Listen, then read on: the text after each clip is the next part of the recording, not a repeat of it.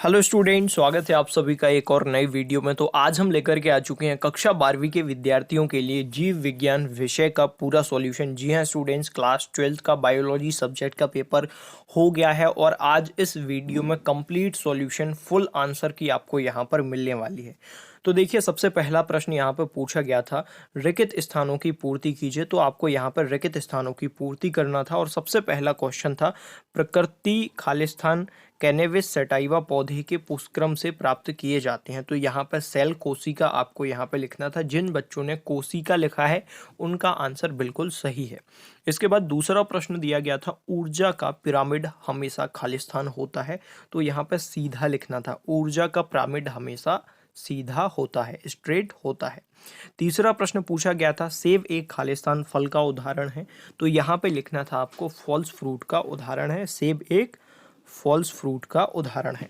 चौथा प्रश्न पूछा गया था, एक बीज में एक से अधिक भ्रूणों की उपस्थिति को खालिस्तान कहते हैं। तो यहाँ पे आ जाएगा, वह भूषणता यानी कि डबल फर्टिलाइजेशन कहते हैं।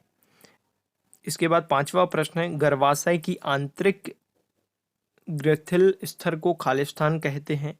तो यहाँ पे आपको एंडोमोट्रियम लिखना था। जिन बच्चों ने यहाँ पे एंड्रोमोटियम लिखा है उनका आंसर बिल्कुल सही है। इसके बाद छठवां प्रश्न है, निषेचन खालिस्तान में संपन्न होता है। तो यहाँ पे अंडाशय यानी कि ओवरी आपको लिखना था। जिन बच्चों ने अंडाशय लिखा है उनका आंसर बिल्कुल सही है। अब सातवां प्रश्न है, यहाँ पे खालिस्तान ने उत्थान मटर के पौधों पर 7 वर्षों तक संकरण के प्रयोग किए। तो यहाँ पे मेंडल आपको लिखना था। जिन बच्चों ने मेंडल लिखा है उनका आंसर बिल्कुल सही है। तो यहाँ पर रिक्त स्थान आपके कंप्लीट हो जाते हैं। इसके बाद आगे बढ़ते हैं। दूसरा प्रश्न आया था, एक शब्द या फिर एक वाक्य में उत्तर दीजिए। तो एक शब्द या फिर एक वाक्य में आपको यहाँ पे उत्तर लिखना था। तो सबसे पहला प्रश्न पूछा गया था, भारत के किसी एक हॉट स्पॉट का उदाहरण दीजिए। तो यहाँ पे मुंबई आपको लिखना था। जिन बच्चों ने मुंबई लिखा है उनका आंसर बिल्कुल सही है। दूसरा प्रश्न है, आणविक कैंची किसे कहते हैं। तो यहाँ पे आ जाएगा प्रतिवंदन एंडोन्यूक्लियस। जिन बच्चों ने लिखा है प्रतिवंदन एंडोन्यूक्लियस उनका आंसर बिल्कुल सही है। इसके बाद तीसरा प्रश्न है, प्रथम पारजीनी गाय का नाम लिखिए। तो यहाँ पे आपको लिखना था रोजी।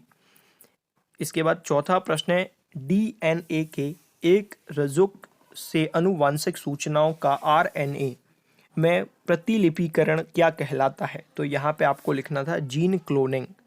इसके बाद पांचवा प्रश्न है, एक स्वप्रतिरक्षा रोग का नाम लिखिए। तो यहाँ पे आपको एक स्वप्रतिरक्षा रोग का नाम लिखना था। SLE लिख सकते थे सभी बच्चे, या फिर जोग्रेन रोग समूह लिख सकते थे। तो इस तरीके से आपको एक स्वप्रतिरक्षा रोग का नाम यहाँ पे लिखना था। अब छठवां प्रश्न दिया गया है, टाइफाइड ज्वर की पुष्टि किस टेस्ट द्वारा की जाती है। तो यहाँ पे आपको लिखना था मल का कल्चर या फिर रक्त का कल्चर, आपको यहाँ पे लिख देना था।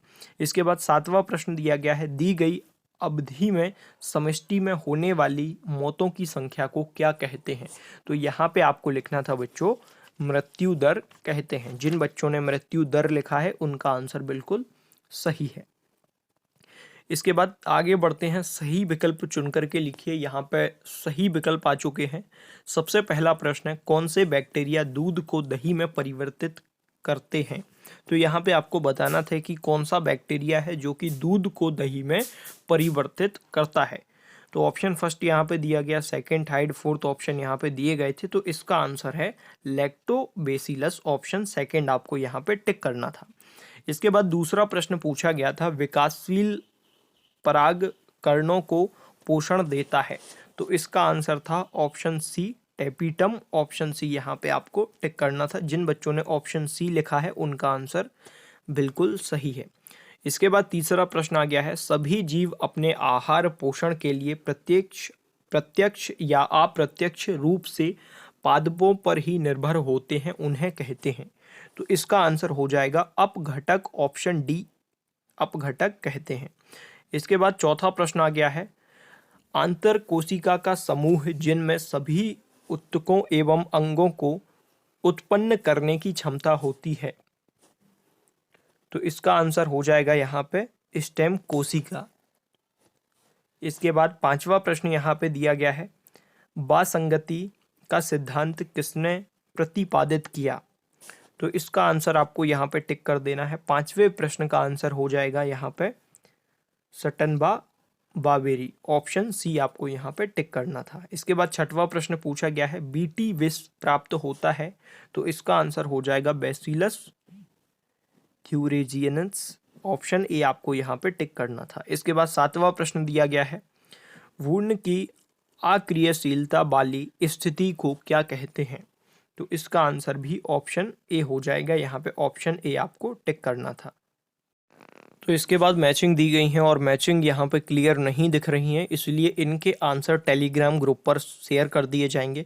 पूरा पीडीएफ टेलीग्राम ग्रुप पर डाल दिया गया है। सभी स्टूडेंट्स टेलीग्राम ग्रुप से आगे के आंसर मैच कर सकते हैं। टेलीग्राम ग्रुप की लिंक डिस्क्रिप्शन में है, तो जाकर के ग्रुप को ज्वाइन कीजिए और वहां से आंसर को मैच कर लीजिए।